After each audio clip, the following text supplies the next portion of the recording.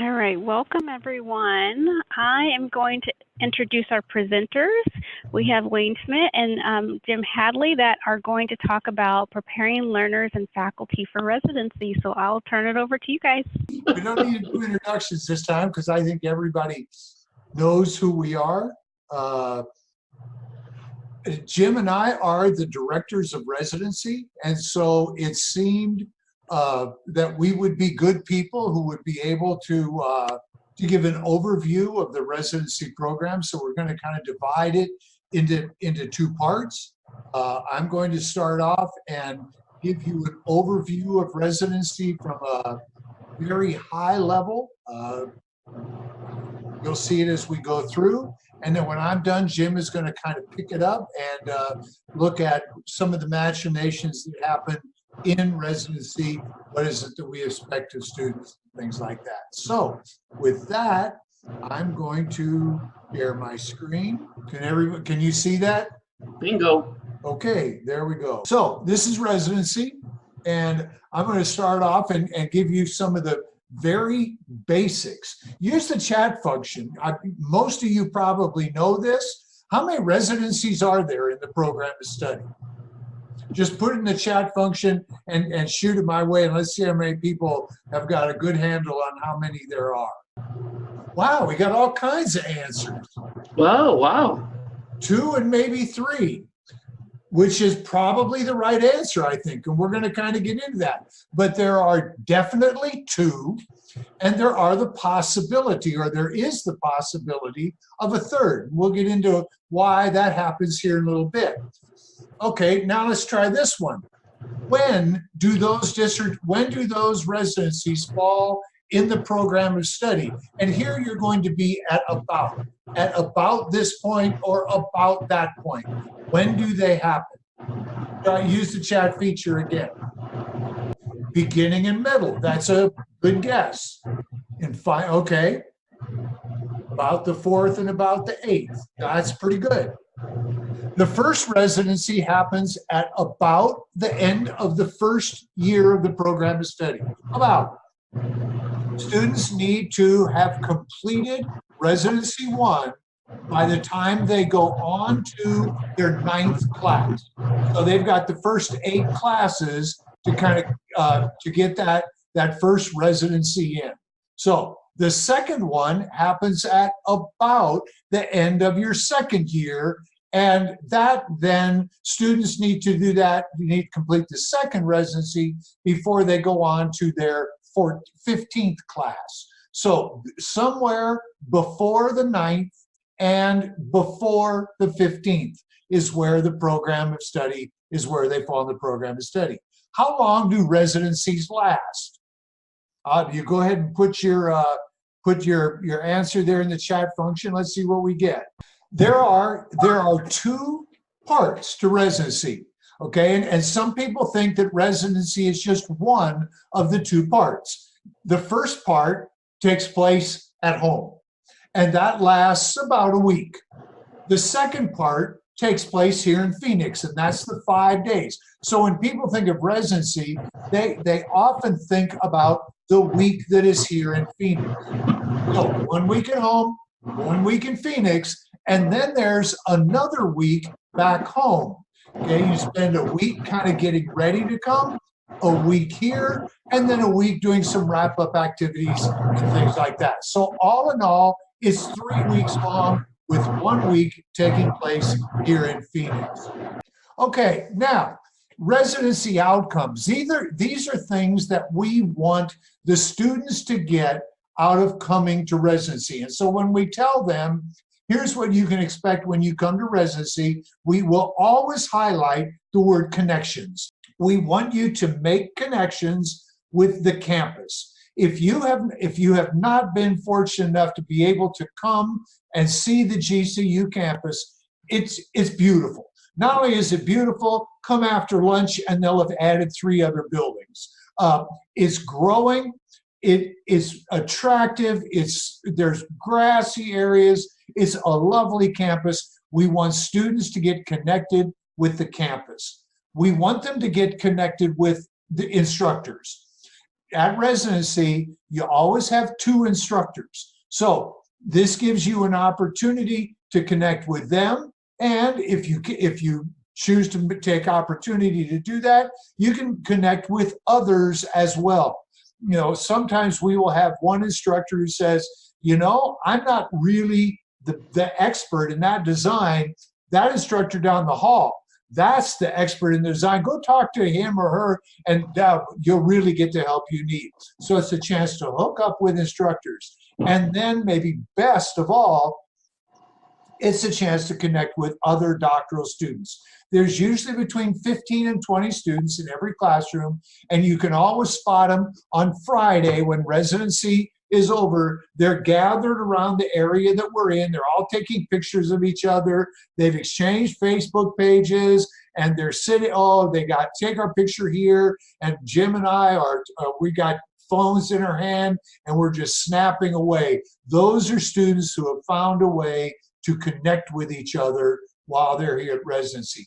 Those are what we consider really essential and primary outcomes. But there are academic outcomes as well. In Residency 1, which is RSD 851, we want the final deliverable is a draft of the 10 strategic points. That's the final deliverable, and that's what we want students to come away from Residency 1 having completed. A draft of their 10 key points or 10 strategic points. We know that it is probably not perfect. We know it will probably change, but we want here a good, solid draft. In Residency 2, RSD 881, we want a draft of the prospectus. Again, not a final copy. Some students are going to take 881, take the Residency 2 before they take their prospectus class. So we know that prospectus is going to change. Other students we know come into Residency 2 having already taken the prospectus class, and so they're a little bit further along. But either way, that's the final deliverable. In Residency 1, a 10 key points. In Residency 2, a draft of the prospectus. Now, when I asked the question how many residencies are there, several people said 3, and that's correct, there are. Residency 3 is provided to students who are slow in progressing. Now, there are any number of reasons why people can be slow in progressing. Maybe they're having a tough time with their design. They've picked grounded theory, or they've picked phenomenology, and they're struggling getting that together. You know, it's just not coming together like it should. They can come to Residency 3. They're struggling with their writing. My chair keeps telling me I need to write better. I need to get some really one-on-one attention. Or maybe they're struggling with their stats. That's another thing. These are students who come to Residency 3. Interestingly enough, we do have students who say, you know what, I need to get away from the wife and the kids for a week, or from the family. I need to get away from work. I need to get away from my job. I'm going to go out to Phoenix. I know that when I'm in residency, I'm going to have virtually unlimited access to my instructor, and I'm going to be able to focus and really get a lot of work done. The average residency schedule starts at 8 in the morning and goes on until 5 in the evening. If you're coming here to work in Residency 3, you got all night then. You eat dinner, head up to your room in the hotel, and you got all night to work. So it is a really intense time of work for the student to be able to get over a hurdle or move down a path or get past the thing that's kind of holding them up. But Residency 3 has that same 3-week structure. There is a week of getting things ready, a week of coming to Phoenix, and then a week to kind of wrap things up. Because again, in Residency 3, the final deliverable is a draft of the prospectus. That's the final deliverable. Okay, now a little bit of what happens here in Residency 3. Here the outcomes shift a little bit. It's a time to focus on your research. That kind of goes back to what I just said. It's a time, sometimes the student says, I need that time, and other times GCU says, you know, you need to come here and you need some time to focus on what you're doing. The instructor is available. One of the things that is happening with increasing regularity is the instructor of Residency 3 is in regular communication with the chair.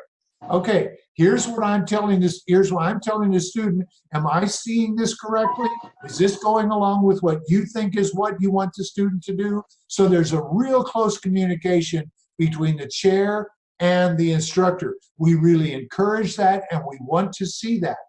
There are places, we know we have students who are every night while they're in Residency 3 are contacting their chair saying, this is what I got told today, am I on the right track?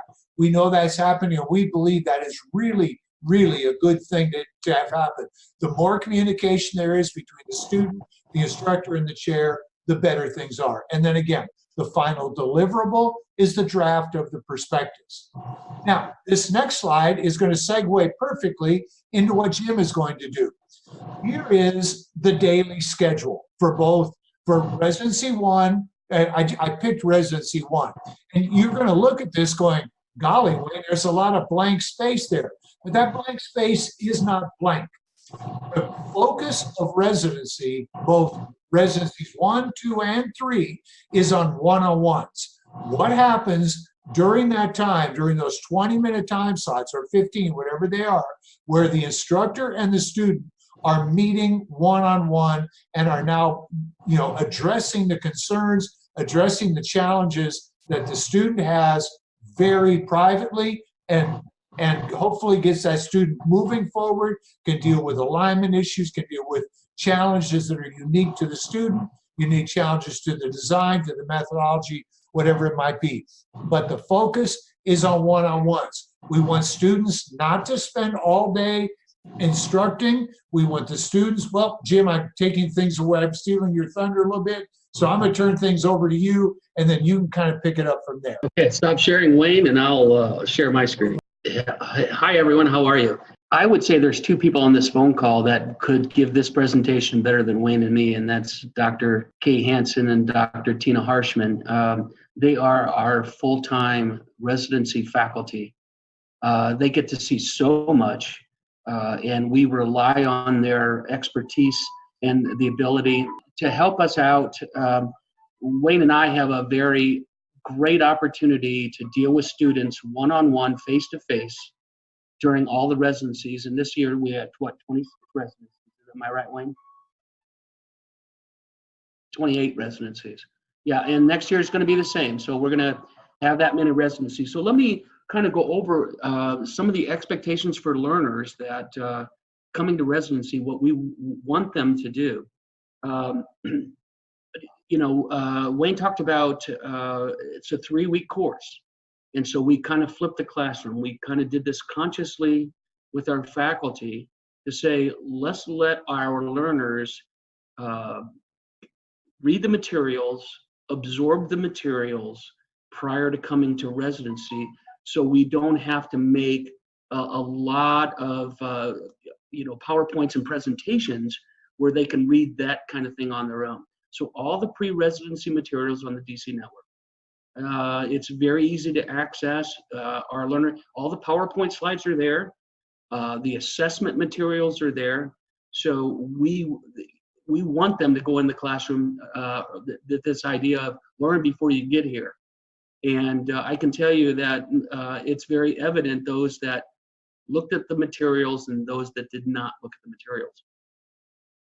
Some of the things that we want them to understand is that they must complete an annotated bibliography with at least 5 journal articles that are directly related to their dissertation topic. And this is prior to their arrival. So they have to post those. And then also, we want them, this is their first opportunity, which is the major deliverable, is the 10 strategic points document. And what we'll do is they'll submit that during the first week while they're at home, and faculty will give them feedback, and then they'll bring that back to actual on-the-ground residency here at Phoenix. And when they get here, and we just implemented this, and I think it's been fairly effective, is that they'll take an assessment, which kind of tells us, did they prepare for coming to residency? Is the flipped classroom working? So that's one of the expectations, is as soon as they get here, they have to do an assessment. here are the modules. And really these modules, I put this slide right off the DC network. These modules are really the 10 strategic points. This is what the crux of their dissertation research is about. And we go over those very basic ideas, but at least it gives them the foundational knowledge of how they can be successful. So one of the most interesting is the research topic.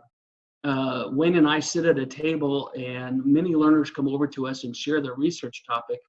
And sometimes we look cross-eyed about, okay, really, how's that going to work for you? So we're engaged quite a bit with our learners, and because they're first exploring this idea that now I got to write a dissertation.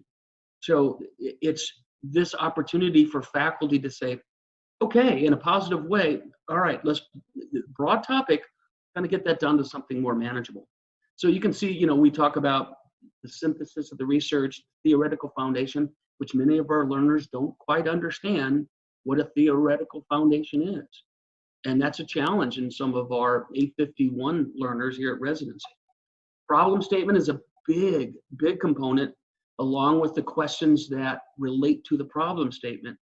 And then at the tail end, because we don't go through all the 10 points, we still kind of touch on the methodology, the design, data collection, and analysis, which are kind of the end of the 10 points.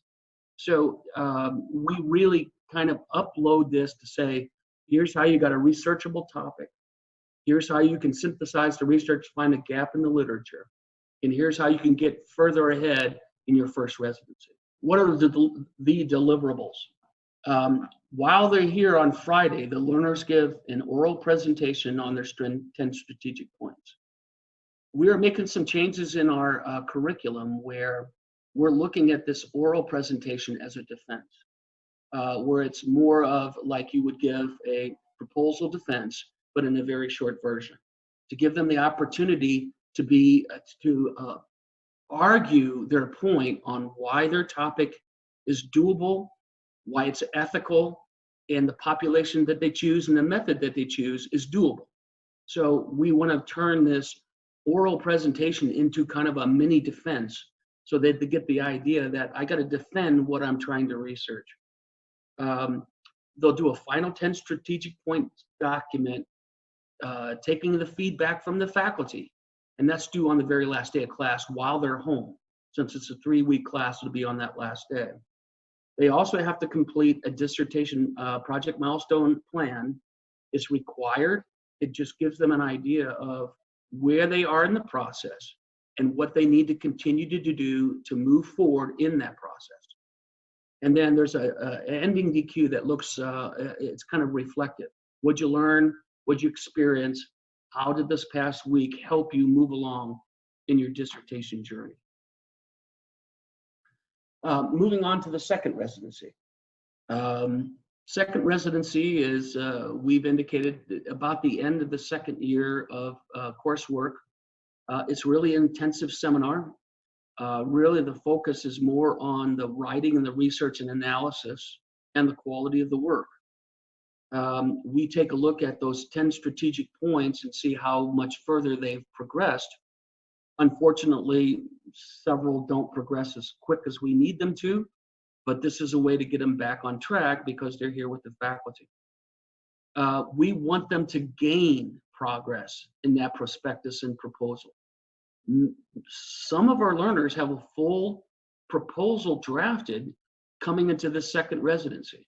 Although they may not have taken the proposal class, as Wayne has mentioned, they may be that far along where they're working on that proposal and they've got a complete draft, and it could be at AQR level.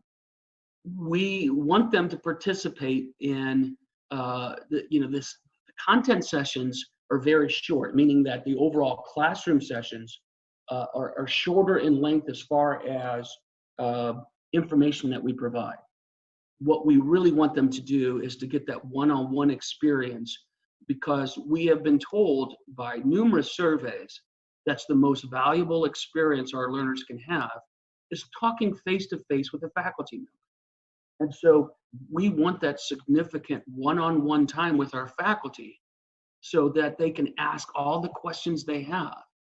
And we feel like that if we don't lecture as much and we put more effort into their questions about their topic and about their method, we feel like that's a better strategy. What's our focus? I think from day one when they arrive, we really briefly go over, hey, this is your second residency. Here's what we covered in the first. Really what we're going to focus in on, really the background to the problem that you have, the gap, if you will. The theoretical foundation that supports your chapter 2 literature review and how that supports your overall topic. Why is your topic significant? What impact is that going to have on the scholarly community or the community or the social community at large? Why have you picked many have said, I hate statistics, I'm not doing a quant study, so therefore I'm going to do a qual study. But they have no clue of the detail and rigor that many of our qualitative designs have. So they just say, I don't like math, therefore I'm not going to quant. So we really look into the rationale of the methodology that they choose and the nature and the research design that they choose, because that choice is going to really provide the information from their participants. And then we take a look at, both quant and qual, the instrumentations, the sources of data, ethical considerations. You cannot imagine the many students, learners that come into Residency 2 that do not know what a protected class is. They want to do research on a group of post-traumatic stress disorder individuals and interview those folks, which is clinically oriented, which is a protected class. So we really need to drill down and say, what's your population and how you're going to address that population, because that could have ramifications for you going forward. What are the deliverables at the second residency? Well, they have to complete that, and Dr. Schmidt puts it so well when we give our Friday presentation. There are 10 strategic points on the third shelf above, and it's got 17 inches of dust on it. And you haven't touched it since you've been to the first residency. So we really want to go over that document because it's the outline of the research. We still want them to do an annotated bib with a minimum of 5 current journal articles that really support the topic and the gap. This is now why. Why is your research important and why are you doing it? We give them an assessment during the first hour residency, just like we did the first residency. This is a little more difficult, but it gives us an idea how prepared they are and what we can do to get them up to speed if they're not where they need to be. And many of our faculty use this instrument or this assessment to gauge where they're at so we can give them additional just-in-time training if that's what they need. On Friday, just like Residency 1, they give a final defense, oral defense of their prospectus. And we have talked this as faculty leadership at College of Doctoral Studies, that this, if you can defend your topic orally, makes sense, it is sound, we feel as though then you're going to have a leg up going into doing your actual research. The deliverable that needs to happen by the end of class is the prospectus. And as I mentioned previously, that's a 10 to 12 page document that's a little bit more in depth about the different areas of their research, the design, problems, gaps, those kind of things. And then also too, they're required to do a milestone project plan, which is due for a grade by the end of the class. We do have a third residency, and these objectives are a little bit different. People coming in the third residency may have as 10 strategic points, may have a dissertation. This is a wide view of where people are at in different aspects of their journey. Typically, in most instances, almost in every instance, they already have a committee. They have a content expert methodologist. They're going through feedback, but some of them really struggle with the 10 strategic points, or we may have to revert back to the prospectus. What we want them to do is bring their most current artifact with suggestions, comments, and feedback from their committee so that our seasoned faculty, and we handpick these faculty in order for them to work with that faculty during this period of time in the third residency. Our faculty then, in many instances, will contact the committee chair to give them an update on how well or not how well this learner is doing in that process. And then they also must complete a residency project plan with the instructor and the dissertation chair that they have to provide it to in the LDP. The deliverable is their most current artifact. We don't have many 10 strategic points, we have some, but typically it's the prospectus or proposal. In some instances, it's the dissertation. So the deliverable is the feedback they got that week and how they incorporated that feedback to their most advanced deliverable in the process. And then they have to get committee and residency faculty together to submit a project plan or a grade on how they're going to complete their dissertation. So with that, Dr. Schmidt. We had a couple of questions, okay? One of which said, and you can take, these were student complaints, you can take the first, I'll take the second. Okay. Students come in saying, my goodness, I came out of residency 1 and I thought my topic was approved, and now my residency 2 instructor is making all kinds of changes. How do we deal with that? Oh, I think in residency 3, how we deal with it is the residency faculty contacting the chair with the learner present, and to be able to have those discussions to find out what is not aligned. And that's an important component, I think, in the learner understanding that, okay, there's differences of opinion, but we can still hash it out between the residency faculty and the chair. Good. The other one we got was, I've come in contact with learners who stated that their 10 key points were approved at residency. Is this an option? And I said, no, it is not. If you look at the 10 points template, at the bottom, there's a sentence that we included on there very plainly that says only a chair can approve a topic. So no, approval does not happen. But if the residency faculty says you're in a good place, it's extremely likely that's going to be echoed by the chair. Jim and I know that we have students who escalate who are very angry because, quote, my chair blew up my entire study. When we look at it, we find out that what the chair recommended was, let's just change the wording on your problem statement a little bit. Didn't change it, didn't do anything, and the learner comes and said, he blew up my whole study. So we got to be real careful listening to learners who tend to be a little bit sensitive about that, and certainly kind of make, as the expression goes, a mountain out of a molehill. I would finally offer that in my experience here, that the residency is really one of the highlights of the doctoral journey for our learners. The feedback that we receive is monumental in their moving forward. 1 week intensive here while they're in Phoenix with very seasoned faculty provides that impetus and motivation for them to continue moving forward. And that's one of the benefits I think that Wayne and I get to see is those learners that the light bulb starts to go on and they really start to get motivated and they see the bigger picture. So residency is, I think, a really key component for our learners here at CDS. Now, this workshop was entitled How to Prepare for Residency. I'm going to make one suggestion because I'm talking to instructors. Drop something in on a DQ. What are you doing to get ready? Particularly if you're in that mid-range, what did you learn at residency and what are you doing not to lose that momentum? Put that in there. But if you make announcements, put an announcement in there that says, hey guys, don't lose, keep residency in front of the students' eyes. That's really about the best thing you can do. But get the DQ in, what are you doing now? How many and the answer you're going to get is, I'm reading articles for my lit review. Good. How many have you read? Have you put them in your ProQuest, not ProQuest, what's the thing from the library, Jim, where you keep your studies?